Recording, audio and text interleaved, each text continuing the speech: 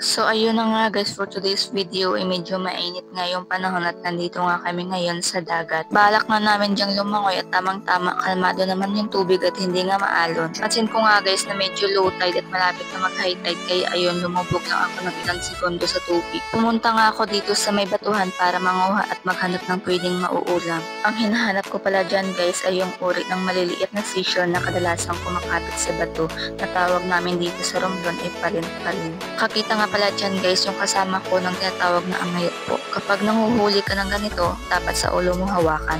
Kasi kapag sa galamay, mapuputol. Nga pala, hindi yan katulad ng pugita na matitibay yung kanyang mga galamay. Kaya lang, hindi naman huli ng kasama ko. Paano kasi lumusot doon sa butas at pahirapan itong hulihin.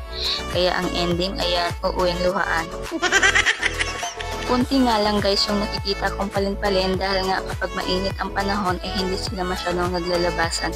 Kaya ayan, tinitingnan ko ng mabuti yung mga bato para lang makita sila.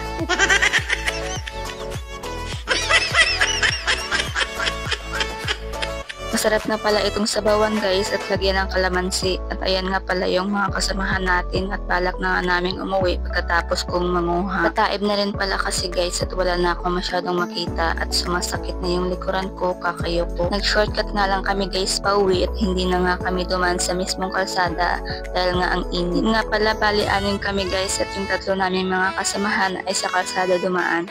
Hinahamon ba naman kaming magpaunahan pauwi? Ay talaga naman.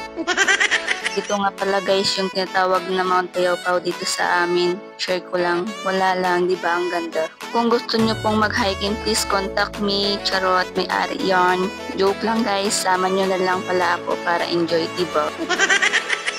O sige na nga guys, please react and share na rin po. Thank you for watching. Mwah!